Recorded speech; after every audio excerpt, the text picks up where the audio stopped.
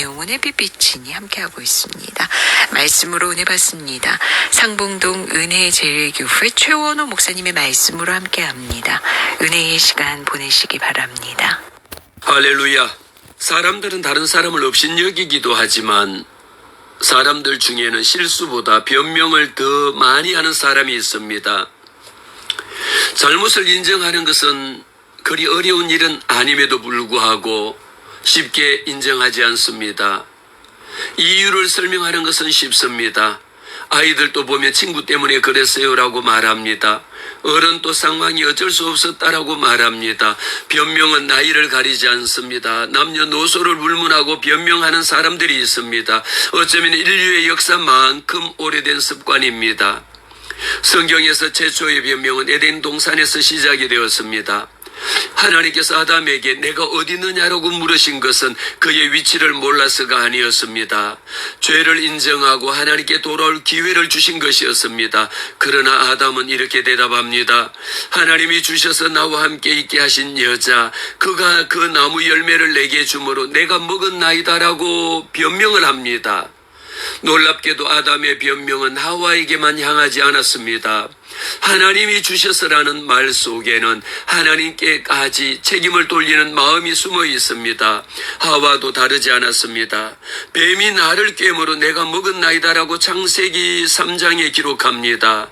아담은 하와를 탓했고 하와는 뱀을 탓했습니다. 결국 누구도 자신의 죄를 먼저 인정하지 않았습니다. 죄는 인간을 하나님에게서 멀어지게 만들었을 뿐 아니라 책임에서도 멀어지게 만들었습니다.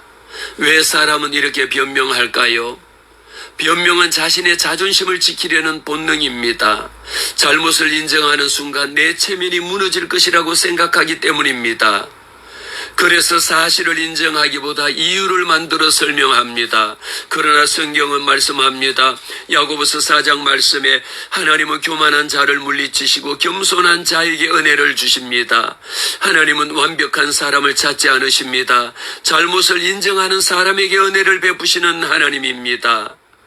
변명은 문제를 해결하지 못합니다. 제 아무리 많은 그럴듯한 변명을 댄다 할지라도 그 문제를 해결할 수가 없습니다. 아담의 변명으로 죄가 없어졌습니까?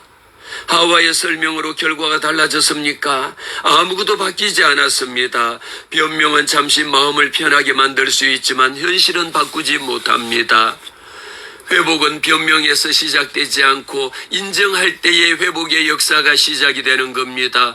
다윗이 바세바 사건 이후에 나단 선지자의 책망을 들었을 때에 그는 길게 변명하지 않았습니다.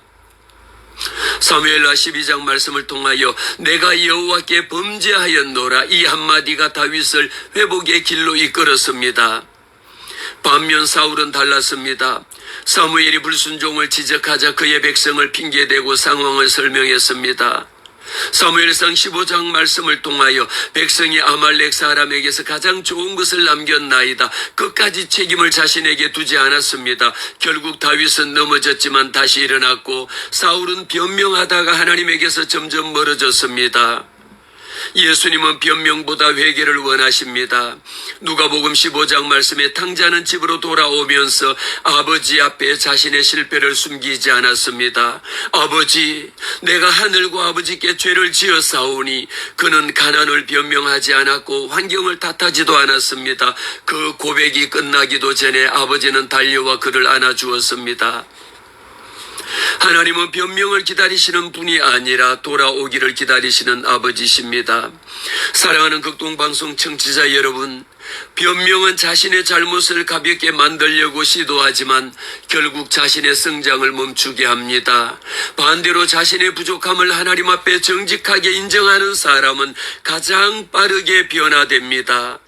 오늘 하나님께서 우리에게도 같은 질문을 하십니다. 내가 어디에 있느냐? 이 질문은 위치를 묻는 것이 아니라 영적인 상태를 묻는 질문입니다. 혹시 우리는 기도하지 않는 이유를 바빠서요? 순종하지 않는 이유를 환경 때문에요? 사랑하지 못하는 이유를 다른 사람의 탓으로 돌리고 있지는 않습니까? 하나님은 변명 잘하는 사람을 사용한 적이 없습니다.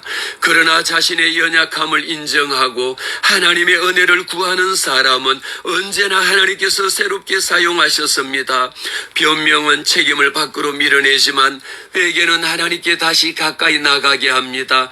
하나님은 변명하는 입술보다 정직하게 고백하는 마음을 기뻐하십니다. 오늘도 하나님 앞에 이 고백하는 날이 되시기를 주의 이름으로 축복합니다.